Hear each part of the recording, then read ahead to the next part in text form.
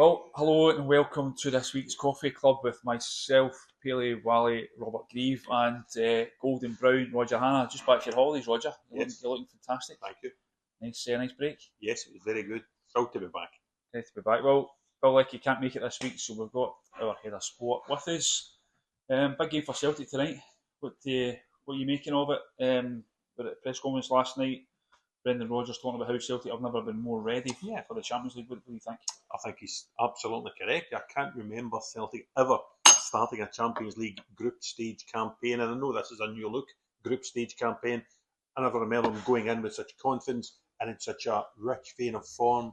Won every game this season, still to concede a goal in the league. Best start since I think 1906, and they will fancy their chances against Slovan Bratislava tonight. What do you make of the new Champions League? It's obviously been changed. It's going to run into beyond Christmas. Huge league rather than separate leagues. What do you think? Is it going to be better, do you think, for the game? I think it will be. I'm looking forward to it. I think the Champions League needed a shake-up. It was becoming a little bit dull. A bit stale? Yeah, I thought it was. And this will get a little bit of excitement into it. It'll keep teams involved perhaps longer than they were because of the 36 teams, 24 will progress to the new knockout stage. I think it's a good thing for the game. And I think it's a good thing for Celtic as well because I think this format gives them a better opportunity to get through. To get beyond Christmas, they're getting that anyway. Yeah. They're getting that beyond Christmas anyway. But you're right, is it?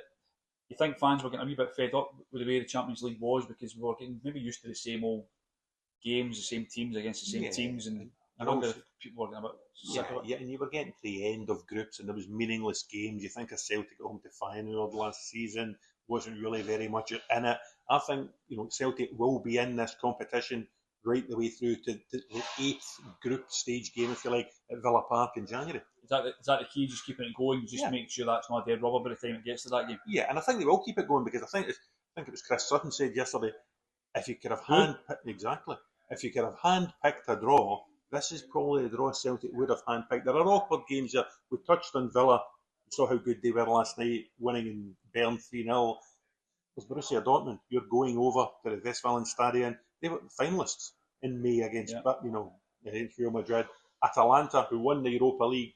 But in among all that, there are games, you look at the young boys game, you look at the Dinamo Zagreb game, they shipped 9 last night at Bayern Munich. Yeah. Celtic will feel they can get points. And if you can get points against the likes of Slovan Bratislava, young boys of Bern, Dinamo Zagreb, 8, 9, 10 points will probably guarantee you a place in that last 24. It's probably going to, when you think it that way, it's probably going to come down to their home games, isn't it? A big chunk of their points you'd imagine they'll get from their games at home. So Celtic can go off to a winning start against Slovan Bratislava tonight.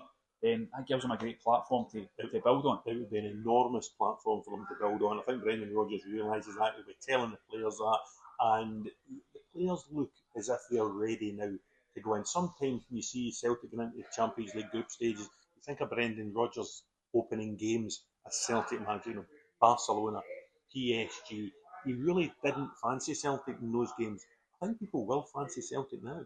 Have we been too harsh on Celtic? I mean, in recent years, Celtic's form in the Champions League, I think, has been diabolical for a team that's swept the boards domestically. But are we too harsh to expect what we expect from them when they play against the top teams, or should they be doing so much better? I think we're probably too harsh on them when you look at the Barcelonas, the PSGs, the Bayerns, the Manchester Cities that they've played in the recent seasons. But they've let themselves down in Europe against smaller teams. You think of the Molders and the Bodo Glimts in the last 10 years. Yeah. So I think they're now in a position where they won't let themselves down in those games. The players look ready for it. If you look through the team, you can pick the team. You go to Celtic Park today, you know who's going to play for Celtic. And there's such a strong bench now. You're looking at the bench and you're sort of thinking, Paulo Bernardo, it's tough on him that he's not starting. Yeah. James Forrest, it's tough on him that he's not starting games. The whole dynamic looks well set for Celtic. That's one of the things we were speaking to Brendan Rodgers about last night at the press conference, and he mentioned the midfield decisions he's got to be made in midfield. And he's got Hatate there, he's got Paulo Bernardo, as you mentioned. Arne Engels has been brought in, and obviously Callum McGregor will start as captain. But it's a great headache to have, isn't it? You've got 4 good top players there kind of vying for 3 positions. Very much so, and listen, Bernardo's there permanently now. Matt O'Reilly has gone. I think Bernardo will be thinking, oh, maybe get a chance. And then Celtic go and break the club record and pay £11 million to get Engels from Augsburg. And he looked very good against Hearts at the weekend. So you're absolutely right. There's now competition for places in every area of the pitch.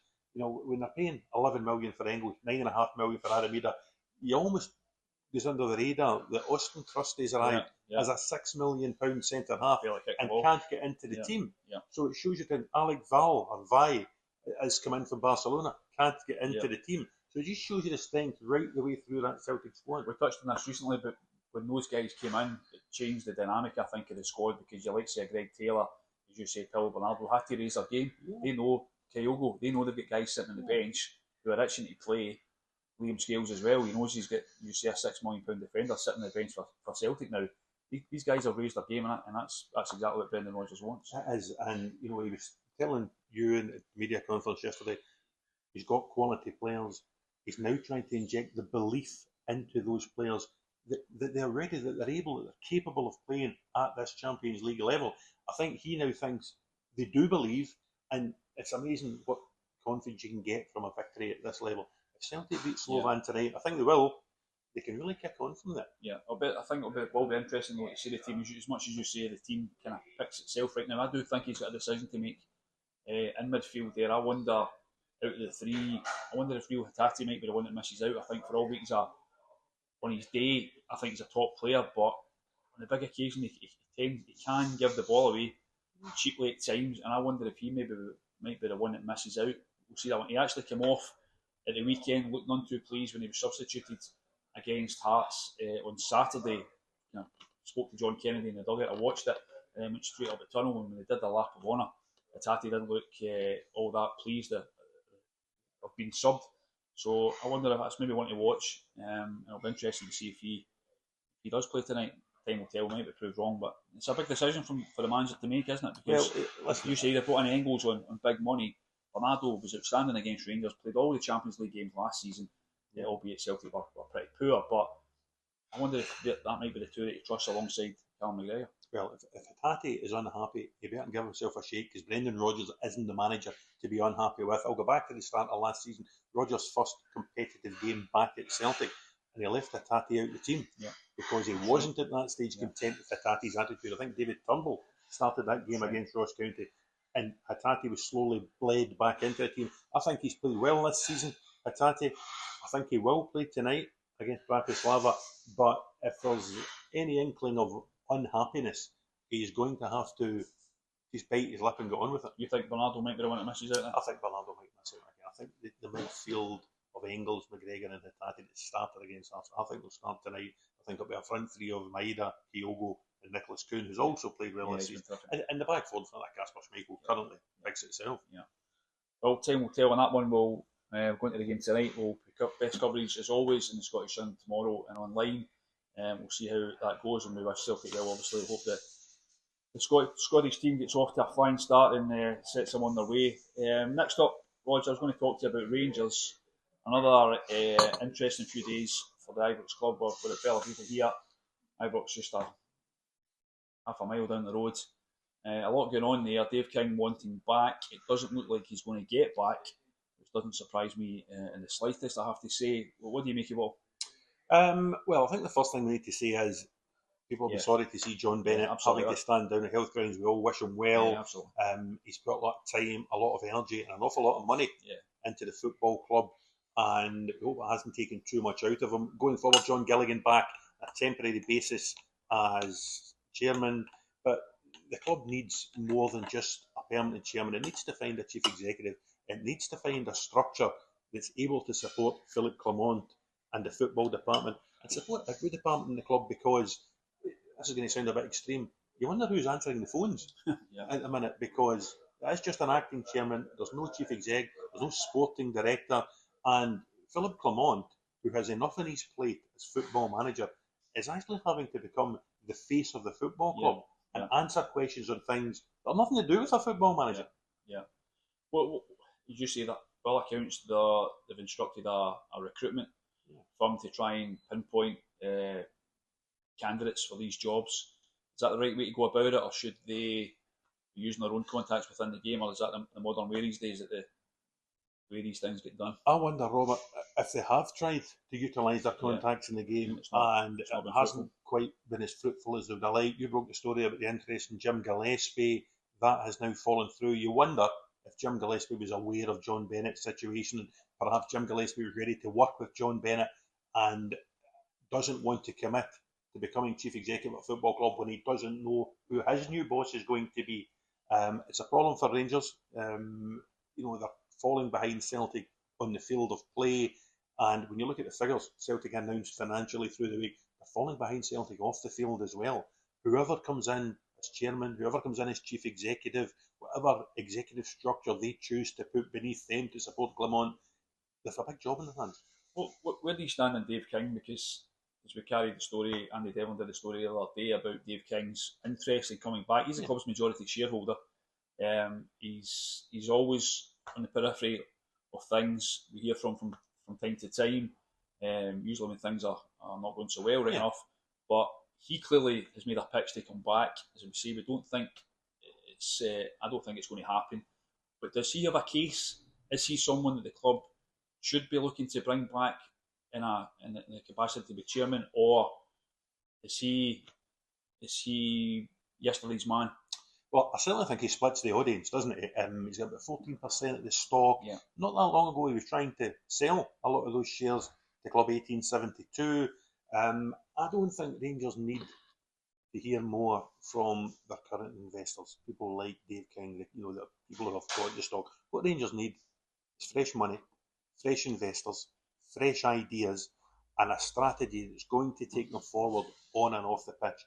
Dave King's been involved at the club for, in some capacity, 25 years now, since he first invested. David Murray was chairman when Dave King first invested in the football club. I think the best thing that Rangers could do is find new faces to put new money in. That's going to be the big challenge for the new chairman. That's going to be the big challenge for the new chief executive. Dave King talking about coming back and steering the ship for a couple of years isn't what Rangers need. No. This idea as well, I spoke about this with Bill Leckie last week. A lot of Rangers fans, and maybe even some Rangers directors, possibly, seem to target people with Rangers' interest at heart, which to a certain extent you can understand. But should they be looking beyond that? Do you think they should be looking? Should it just be the best man or woman for the job, or can you understand why that's a way that they're wanting to get down? Maybe because of what the club's been through in the last 15 years. Listen, I spoke to Chris Boyd about this in the Globalistic show on Monday, and Chris said he was sort of torn a little bit. He can understand the idea of a Rangers-minded person coming in, but as you say, he used the exact same phrase. Rangers need the best man or woman for the job. Yeah. It doesn't matter whether they've had a blue and white scarf on and stood in the Coltwood Road from the age of 7. They need somebody in there who has contacts, who has the ideas, who has a proper head for where Rangers should be going in 2024, not necessarily looking back at where Rangers were in 1994. Yeah. They have John Gallagher in there, you say, a good man. Yeah. He's certainly got the club's best interest at heart, no doubt about that whatsoever. So they've got someone there at the minute who's able to steady the ship, hopefully. But you got to think they have to try and move forward pretty quickly. Because you say no chief executive, no chairman, and a lot of stress, I'd imagine, on Philip Clement's shoulders, because at the minute that's the focus, and they have to get things right on the park. Yeah, well, I hopped into John Gilligan in the Co-op a few weeks ago on the Sunday morning and getting the Sunday papers, and he looked as if he did. On Sunday? Well, indeed, I think he did. And he looked like a man who didn't have a care in the world. I'm sure that has changed in the last 7 days. But listen, he's very well connected. He's got a terrific, business career behind him. He does know about Rangers. He has been in there before. He came in 2015 with Dave King, with Paul Murray, steadied the ship. And he will be looking for someone to take that chairmanship off him. Yeah. And also looking for people to put money in, to bring ideas in, because John knows as well as anyone where Rangers are just now, on and off the park, is not where Rangers want to be. Yeah. You're minted. You're going to put some money in? Absolutely. I have these cakes to pay for. Well, we'll see what happens with the Rangers in the coming days and weeks. And say, as usual, all the best stories on Rangers' situation in the Scottish Sun. Keep you up to date with everything that's going on there. Talking about investment, going to come to Hearts now. Talk of a bit of cash getting in there from Tony Bloom, the owner of Brighton.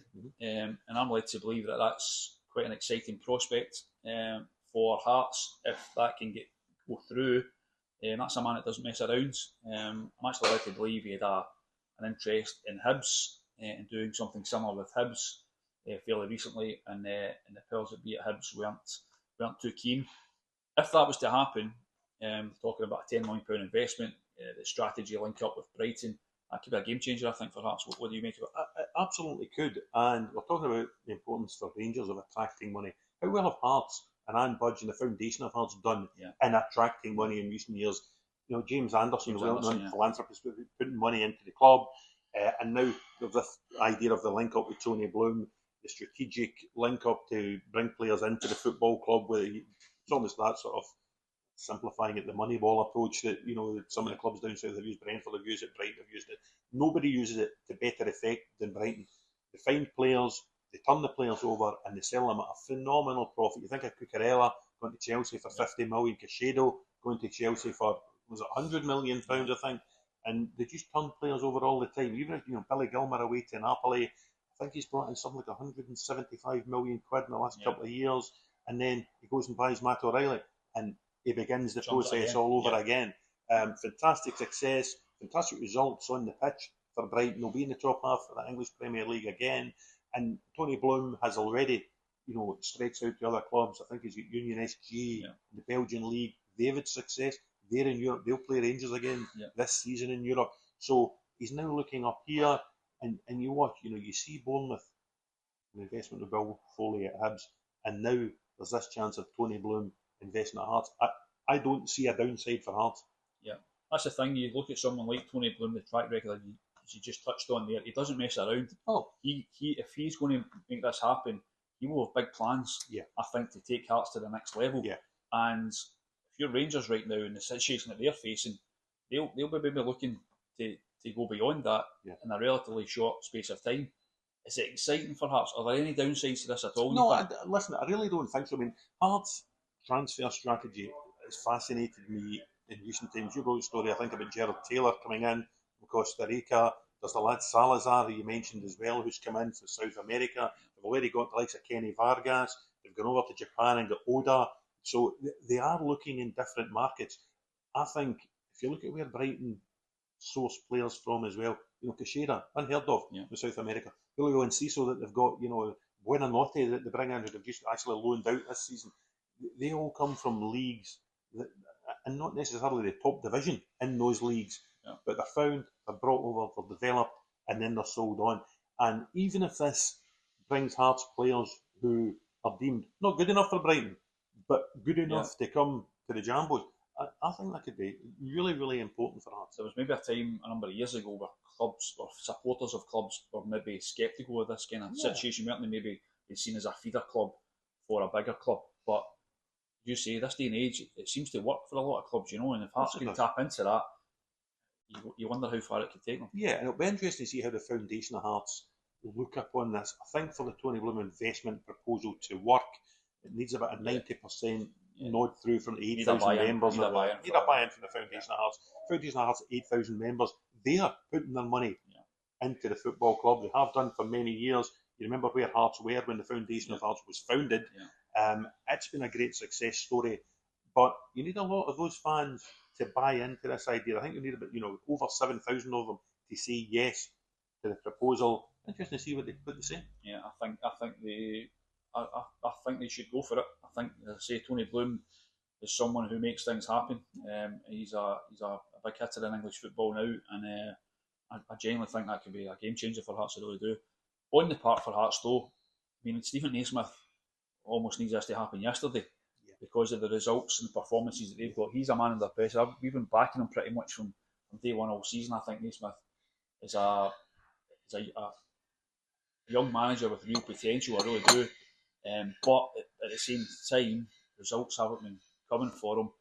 and there's a section of the Hearts support who are ready to pounce if they haven't pounced already. They play St Mirren at the weekend. I know there's a lot of Premier Sports Cup games this weekend, but Hearts and St Mirren play in Paisley on Saturday. I'm going to go to that game. That's a huge game for Stephen Naismith. It really is. And it's important that for me that the Hearts board hold their nerve on this. Yeah. You look at the success some clubs have had in getting group stage football in Europe. It can come at a cost to the manager. Yeah. You know, Hearts, the last time they were in the group stage at the Conference League, Robbie Neilson was sacked. Aberdeen into the group stage of the Conference League. Barry Robson was sacked because the Sunday Thursday thing does put pressure on players. You saw it with St Mirren and Kilmarnock at the start of the season, the difficulties they had. Hearts will have difficulties going forward, and it's really important that the Hearts board hold their nerve on Naismith. They gave him a contract extension at the start of the season. He started quite brightly, that draw against Rangers, and it sort of collapsed from there. People already will say, they're however many points, is it 15 or 14 points behind Aberdeen? But Aberdeen, fixture-wise, have had a far better start to the season. They haven't played Celtic, they haven't played Rangers. Hearts have played them both. So I think Hearts will be fine. The squad, you look at the squad from Craig Gordon at one end to Lawrence Shanklin at the other. Plenty of quality in that Hearts squad. They will rally, maybe not on Saturday at Paisley because that's a difficult place to go, but they will rally. They will get up the table. They will be in the top six. They will make money from this European group, these 6 games in the Conference League. Definitely make money. It's good for the Hearts' finances. They'll be in a better place after this group. I just think the board need to stay strong and acknowledge everything that Stephen Naismith's facing at the minute. Yeah, because you would imagine, should they lose to St Mirren at the weekend on Saturday, which isn't out with the realms of all possibility, will come under real pressure then. As I say, we've been kind of, I've certainly been against calls for Stephen Naismith to be sacked because of the situation with the European games and how much he's having to deal with there. And I think it's always a consequence of teams going to Europe, teams like Hearts, that they struggle essentially. So it's a very fine balancing act, I think, for clubs and for managers. But if they were to lose to St Mirren, he's going under real strain, isn't he? Of course he is. I mean, anybody who has a losing run like that is under strain. I think the Hearts fans were never wholly invested in Stephen Naismith when he got the job. The fact that he took them to third, he's got them into Europe, he's got them to this stage where they're in European group stage football.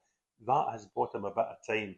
You do feel that there is a section within that support just ready to pounce, as you say, on a bad run. He's on a bad run. I think Anne Budge and the board need to stay strong. Yeah. Well, one club who haven't stayed strong is St Johnstone. No. Hearts legend, actually, Craig Levein. Is it Hearts legend? Yeah, well, very, very much Fair so. Enough, Yeah. Hearts legend. Okay. I'm only kidding. He's gone from St Johnstone. Yeah. He was sacked in the afternoon yesterday. Feel for him. I don't like to see anyone lose their job, in all sincerity. But could you see that one coming? It wasn't the biggest surprise, was it? No, it probably wasn't the biggest surprise. Not even so much because of the form. They've lost 4 games in the trot. That can happen to a team like St Johnstone. You could see it coming because Adam Webb has come in, and when people buy football clubs, they tend to want to put their own guy in. Stamp on it. And I think that was the issue. Always going to be the issue for Craig Levein. You always felt that the new regime at St Johnstone were just waiting for a wee poor run, and then they were going to pull the trigger. I was sure Craig would get at least to the weekend. That Dingwall away to Ross County, you would think a winnable game for St Johnstone, and that would have lifted them. You know, they're not in the relegation zone. They're not even in the relegation playoff zone. When Craig came in last season, he kept them away from all of that. If you remember, they were a desperate start to last season. That's what brought Craig to the football club, and he took them away and he took them to safety. At the start of the season, there was a bit of excitement. CDB, Kimpioka up top. They looked as if they would cause teams problems. They've only caused themselves problems with suspensions, the two of them. That hasn't helped Craig, but you just think with Americans coming in, buying the club, they're going to put their own guy in. Craig, long enough in the tooth, he probably realised that. But I think he can walk away from St Johnstone with his head held high. He did as good a job at St Johnstone as you're going to do in the circumstances. I was going to ask you that because you know Craig well, you've known him for a long time. How do you think he'll be feeling about this? Do you think he'll be feeling he's been hard done by, or do you say he's been through it time and again. Yeah. He's an experienced man. He maybe would have seen it coming potentially. I think he'll probably have seen it coming. I think he will know the reasons for it. I think he'll acknowledge that the reasons for it are not all down to him. Yeah. You know, they're not 6 points adrift at the bottom of the table. So, as I say, he will go out in the knowledge that he's done a good job, and I think you can see Craig Levein back somewhere. Yeah, we'll see what happens next round. But what next then for St Johnstone? It's a hard one to call in terms of who goes in there next. A few guys out of work just now. Neil Lennon amongst them. Is that a job that you could see him being interested in, or do you think they'll look elsewhere? What's your take on it? I think it's a call right this minute. I think it's a job Neil would be interested in. I think it's a job many people would be interested in. The one thing we don't know is what's in Adam Webb's mind about it. You know, does he have someone in the USA that he knows that he wants to bring over? St Johnstone never in their history had a foreign manager. Does he have someone down south? They had linked, you know, a 10% stake in Cambridge United. Is there someone down south that he knows that he's going to target to bring up? Or does you look again at the carousel up here? Is it a Neil Lennon? Ian Murray's name was mentioned after a surprise departure from Raith after just one game this season. Tommy Wright come back to the football club? You know, a man who enjoyed such success, won the first Scottish Cup in the club's history, currently in charge of Northern Ireland's under-21 team. Would he come back and take charge again? Or, you know, it's a difficult one for us to call because I'm not convinced Adam Webb knows who he wants. Yeah, as you say though, they've never had a foreign manager, but that said, Robert Thompson, our St Johnstone correspondent, seems to think anyone outside of Perth's foreign. Yeah, I mean, Blair Gowrie, he counts as foreign territory. But listen, we don't know who's going to come in. Actually, when I was speaking to Robert this morning, one name I mentioned was Robbie Nielsen, who, of course, had worked with Levein at Hearts many years. He's now in the USA, doing well. Could he be lured back to the Premiership? He very possibly could. And I think he would do a good job. He did a good job twice at Hearts and also once at Dundee United, bringing them back up into the Premiership. Yeah. Well, we'll see what happens and develops with that one again. Stick with Sunsport for that. Anyway, this is it's been a good coffee club this week, Roger. Have you enjoyed? I thoroughly enjoyed it, yeah. Big shoes to fill. Bill Leckie not here. Yeah. We've got a selection of cakes. It's tradition for you to talk through the cakes. They look absolutely fantastic. And as everyone knows, you're no stranger to the cake trolley. Absolutely not. So what have we got? An area of expertise. What have we got? I'm not actually sure. These look nice, sort of jam, cream, donuts. I'm very intrigued with these wee eclair type things, Robert, do you think? Looks like it to me. And these, some wee kind of maybe lemon tart or something. Absolutely terrific. Yeah. Well, we'll dive into these. Thanks for joining us on Coffee Club this week. Myself, Robert Grieve, and Roger Hanna. Bill Leckie might be back next week, might not be back next week. Who knows? If not, we'll see who joins us next. But again, for all the best news and views over the coming days, Celtic's match tonight, and all the Rangers' latest and St Johnstone latest, Hearts' latest as well, stick with Sunsport.